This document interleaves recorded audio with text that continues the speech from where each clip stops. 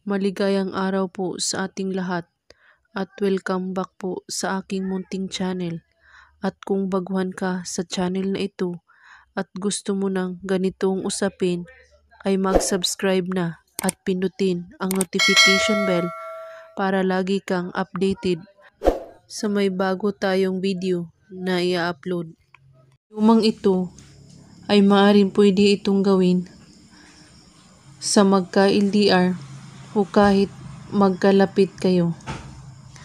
Ang kailangan ay buo ang inyong paniniwala sa inyong gagawin at magko-concentrate at walang ibang iniisip kundi ang inyong gagawan ng ritual.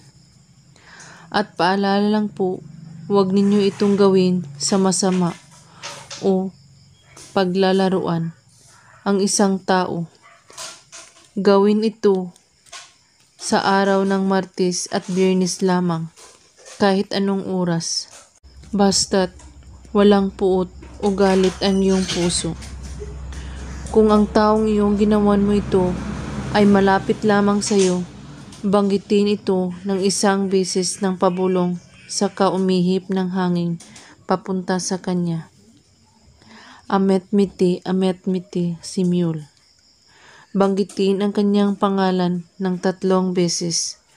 At kung kayo ay magka-LDR na naman, banggitin ang mga salitang ito ng 10 beses.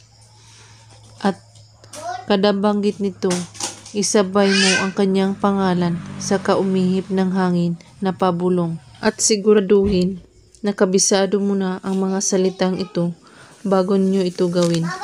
Gawin lang ito na may taos-pusong paniniwala at walang ibang iniisip at pagdududa. At kung may katanungan po kayo ay magko-comment lang po sa baba. Maraming salamat sa panonood. May God bless us all.